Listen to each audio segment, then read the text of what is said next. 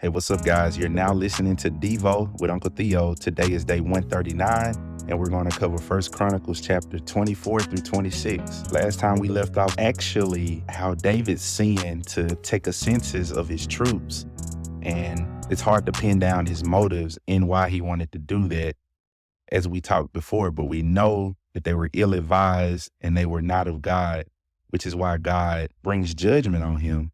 But here's the interesting thing. In the judgment of God, God uses that to actually get the funds to purchase the threshing floor, which serves as the location and the foundation of the temple in which Solomon builds. And we went over how David instructs Solomon how to move as a king and what his purpose will be, how the Davidic covenant will flow through him.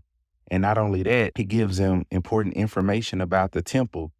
And we started to move into the Levites and to talk about the Levitical priesthood. And that's basically what happens again here today, which is what our 3 chapters will be about. Chapter 24, verse 1 says, "Now the divisions of the descendants of Aaron were these. The sons of Aaron were Nadab, Abihu, Eleazar, and Ithamar. But Nadab and Abihu died before their father and had no sons.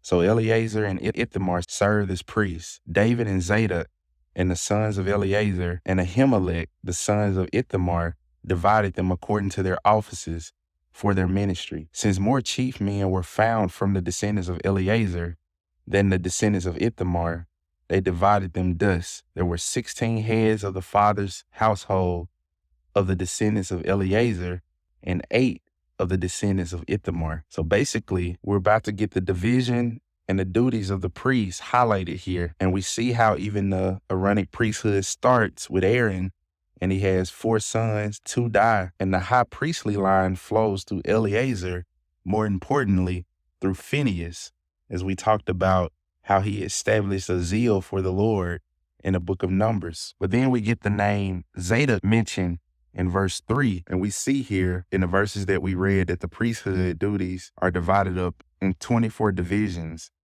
8 of Ithamar and 16 of Eleazar. They were divided by lot. And so remember, that's the system. So you get the name, and remember the lot is the Old Testament system used to make decisions, and get a list of all of the names. One of the interesting notes in verse 10, where you see the name to the 8th Abijah, that's actually the line that leads to John the Baptist, which in Luke chapter 1, verse 5, Zechariah, John the Baptist's father, belongs to this line of Abijah. And so this is what I mean by, this is how you understand the importance of Chronicles. The names are going to be tough to work through, but you can go verify the work and see the connection of the characters that we meet in the New Testament. Seeing that John the Baptist is connected to the priestly line, seeing that Jesus is connected to the kingly line, will help strengthen your faith so that you would know that not only is your Jesus supernatural, he's historical. That moves us into chapter 25, where it talks about the Levites as musicians. It says, "Moreover, David and the commanders of the army set apart for the service of some of the sons of Asaph and of Heman and of Jeduthun, who were to prophesy with lyre, harps, and cymbals. And the numbers of those who performed their service was the sons of Asaph and Heman and Jeduthun are David's main musicians." And it says that these men prophesied under the direction of the king. And also the musicians were divided up into 24 divisions, which lined up with the priests, remember? And the list from verse 8 through 31 explains that.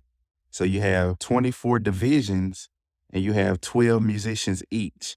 And it's naming that 12 on throughout the rest of the chapter, which if you multiply that, you get a total of 288 full musicians. And our last discussion in chapter 26 is about the gatekeepers of the temple. And it says these were the Kohathites. So gatekeepers is just simply another word for guards.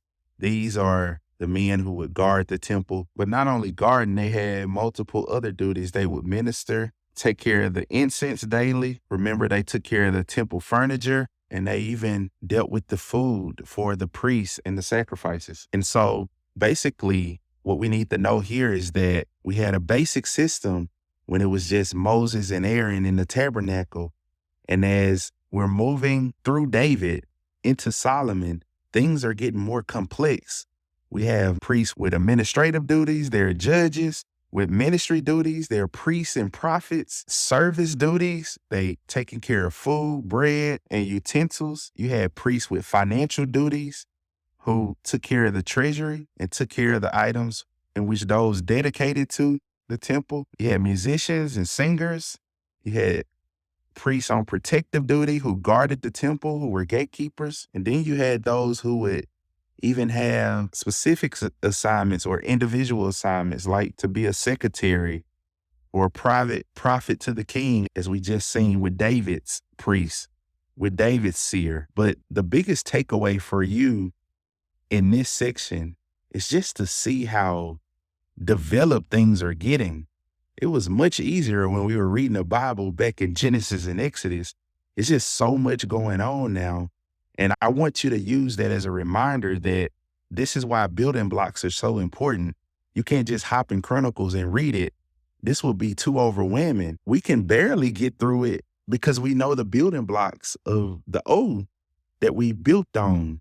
So imagine reading this with no building blocks. You'll be completely lost.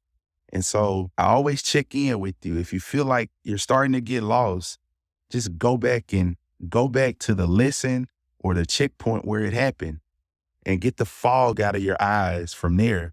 And you'll be able to see clearly again to move forward. But we'll keep trucking along. But if you're starting to see fog because things are getting a little more complex, all you got to do is track back a little and you'll get back to here knowing that we're moving from the tabernacle to the temple. And we'll eventually move to the permanent temple, which is you and I.